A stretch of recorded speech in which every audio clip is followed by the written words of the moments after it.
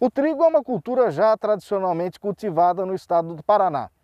A área com o cereal cultivada por aqui corresponde a mais de 50% da área tritícola do Brasil, o que mostra a importância do trigo produzido no Paraná dentro do cenário nacional.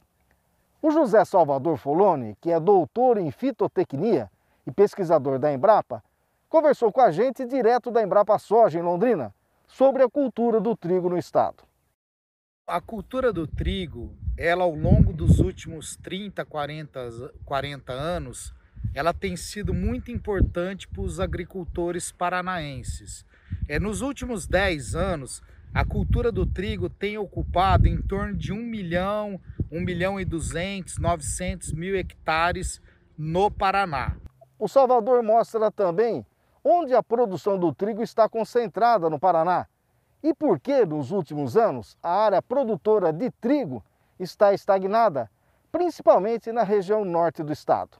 A cultura do trigo, ela se expandiu ou se mantém de uma maneira muito forte na região oeste do Paraná, na região centro-sul do Paraná e na região norte, nas localidades acima de 700, 800 metros de altitude, onde nós temos uma restrição climática para o desenvolvimento do milho de segunda safra, o chamado milho safrinha.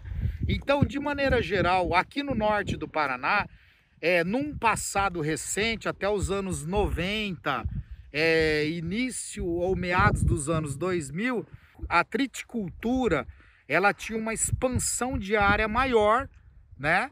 E essa triticultura ela foi sendo substituída gradativamente pelo milho de segunda safra, tá certo?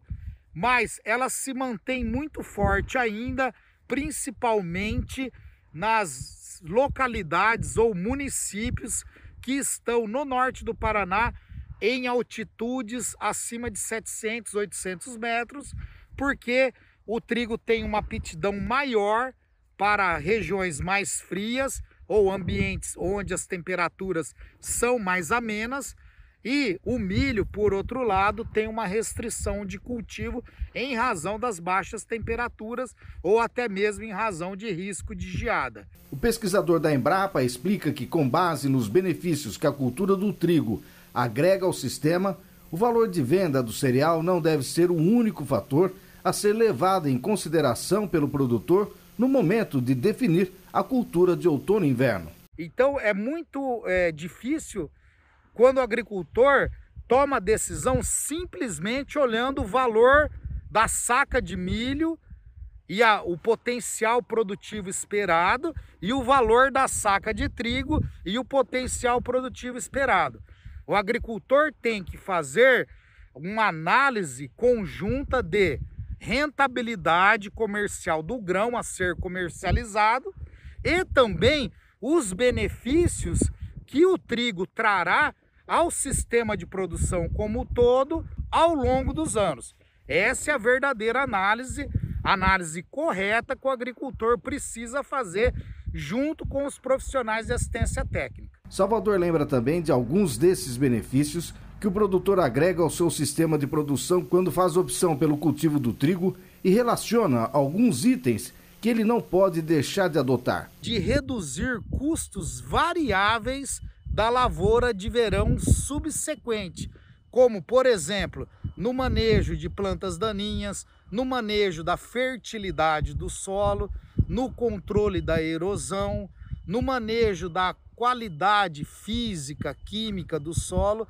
O pesquisador da Embrapa aponta a estratégia para a manutenção ou introdução de áreas de trigo na região onde o milho safrinha tem predominado. No norte do Paraná, é importante frisar que o trigo é muito importante fazendo a rotação de outono e inverno com o milho de segunda safra, ou chamado milho safrinha, em pelo menos 20%, 30% da sua lavoura em rotação com o milho de segunda safra.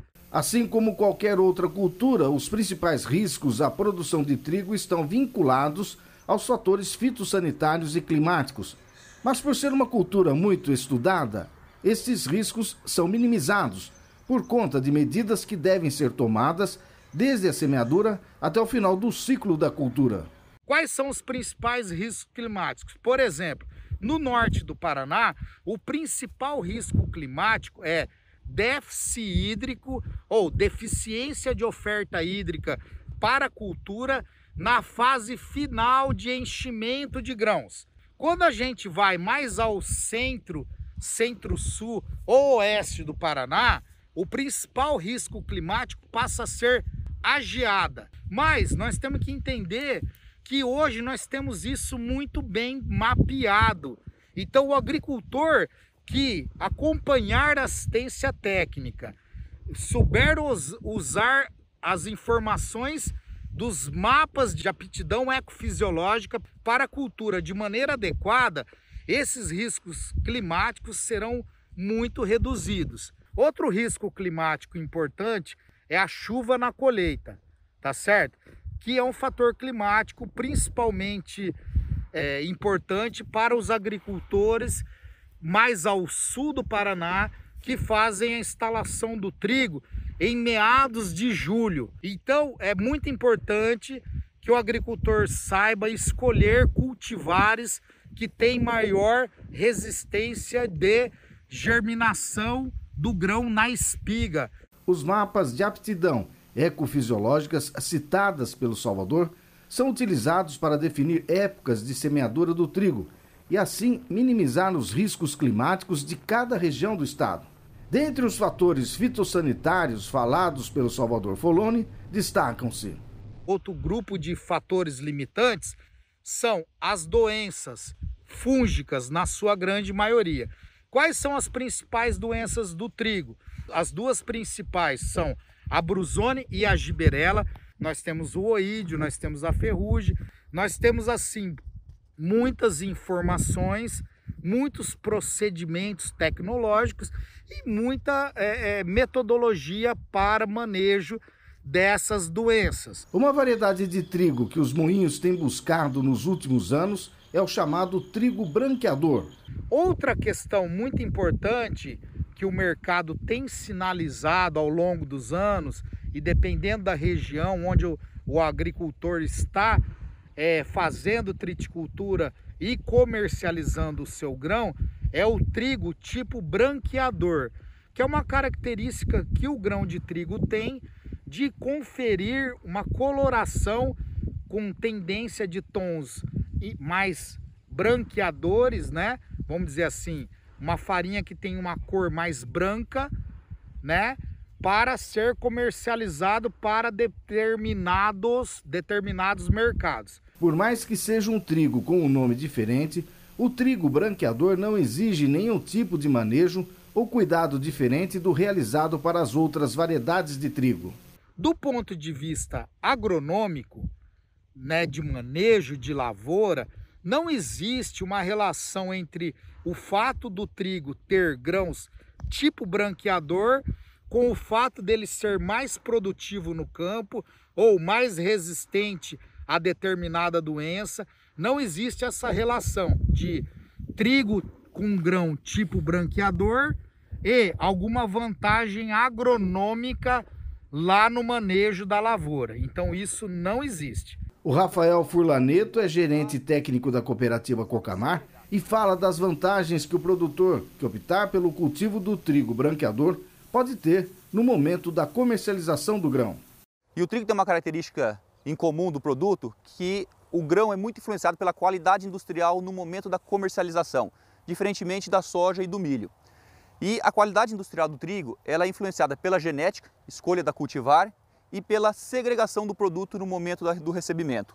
Nesse intuito, a cooperativa estudou a cadeia produtiva do trigo e viu que se a gente segregasse o trigo branqueador, que possui a qualidade industrial de farinhas brancas, a gente conseguiria agregar um valor no momento da comercialização. E a cooperativa vai fazer todo o esforço para receber esse produto de uma forma segregada, sem misturar com outro trigo no momento do recebimento. Os produtores que forem aderentes a esse projeto e tiverem as suas lavouras, a sua produção com a qualidade aferida, a qualidade garantida, vão receber um plus, um bônus acima do preço de louça que a cooperativa já comercializa. E a pesquisa, como a gente viu há pouco lá da Embrapa, ela comprova isso, né? Com certeza. A Embrapa sempre foi uma base sólida de conhecimentos técnicos para a Cocamar e para a gente levar isso ao cooperado. E a cultura do trigo, como é uma cultura que requer uma atenção muito especial com relação ao manejo, foi consultada a Embrapa para a gente viabilizar um projeto desse e levar essa tecnologia, essa inovação para os nossos cooperados. Com segurança. Com segurança sempre. E rentabilidade.